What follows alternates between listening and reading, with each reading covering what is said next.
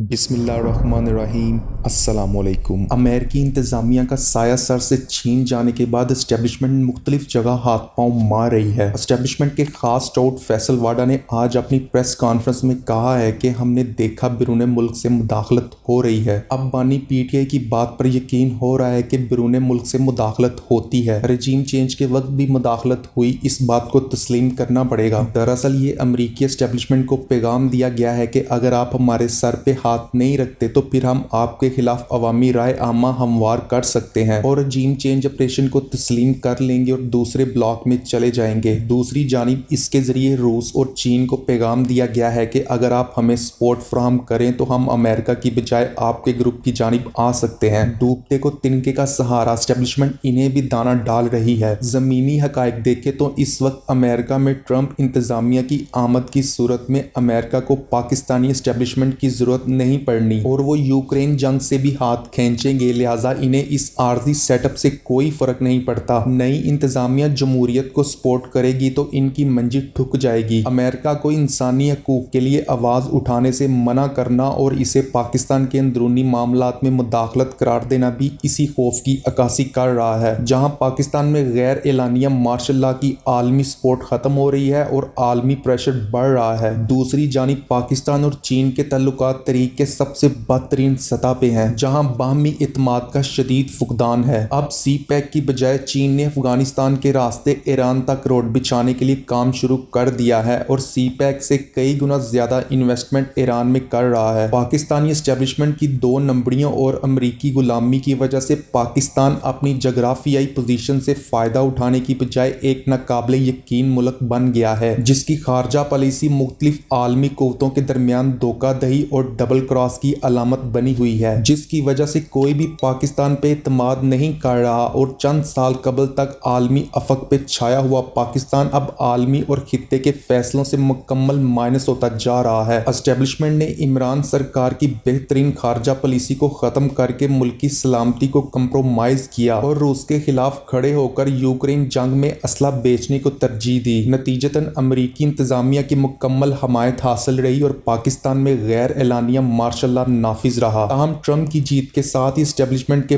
पांव के नीचे से जमीन सरक रही है। यही वजह है कि अब आलमी ताकतों को दाना डालने की कोशिश की जा रही है, मगर ना इन्हें इनकी जरूरत बाकी रही है और ना कोई इन पे इत्मीनान करने को तैयार है। आजाद खारजा पॉलिसी को बलडोज करके किसी ताकत की अंधी गुलामी और जाती मफादात के तहफ़्फ़ुज़ ने आज एस्टेब्लिशमेंट और पाकिस्तान दोनों को बेकार कर दिया है। फैसल वाडा की प्रेस कॉन्फ्रेंस इसी फ्रस्ट्रेशन और शिकस्त की अलामत थी। मिलिट्री लीडरशिप ने 24 नवंबर की तैयारियां देखकर बाकायदा घबराना शुरू कर दिया है और अब इन गीदर बबकियों पे मुश्तमिल प्रेस कॉन्फ्रेंस करके कौम को डराने की कोशिश की जा रही है ताकि लोग कम निकलें। खैबर पख्तूनख्वा में कार्रवाई की धमकी लगाकर वहां की हुकूमत और सूबाई अरकान को भी तड़ियां लगाई जा रही हैं। एस्टेब्लिशमेंट इस वक्त 24 नवंबर की कॉल से शदीद खौफजदा है। बार बार अडियाला जेल में पैगाम पहुंचाए जा रहे हैं कि कॉल वापस ली जाए तो अगले साल इलेक्शन मिल जाएगा। जब इनकी तमाम ऑफर्स को रद्द कर दिया गया है तो अब बुखलाहट में फैसल वाडा जैसों के पट्टे खोल दिए गए हैं, जिनकी आवाज और लहजे में खौफ की झलक वाजिया दिखाई देती है। इंशाल्लाह कौम इन गीदर बबकियों से खौफजदा होने की बजाय अपने कप्तान की कॉल पे लब्बैक कहते हुए भरपूर अज़म से निकलेगी। एस्टेब्लिशमेंट की ताकत का खौफ अब खात्मे की जानिब गामजन है। 9 मई के फॉल्स फ्लैग ऑपरेशन की आर में ताकत के बेजान इस्तेमाल ने एस्टेब्लिशमेंट की ताकत का खौफ तकरीबन खत्म कर दिया है। अब गिरफ्तारियां, पर्चे, क्रैकडाउन वगैरह नॉर्मल हो चुके हैं। ताहम 24 नवंबर को जब लाखों की अफरादी कुव्वत सड़कों पे होगी तो चंद हजार सिक्योरिटी एहलकारों के जरिए इस अवामी समंदर के रास्ते में रुकावट डालने की कोशिश में यकसर नाकाम होगी। अवामी समंदर को तिनकों के जरिए रोकना नामुमकिन है। इंशाल्लाह कौम अपना फैसला सुनाएगी और फिर अवाम का पुरअमन मुजाहरा ही अवामी ताकत के इजहार के जरिए मुतालबात की मंजूरी का सबब बनेगा। रजीम चेंज के तमाम मोहरे इस मुल्क के लोगों की तजलील करने वाले दरिंदे,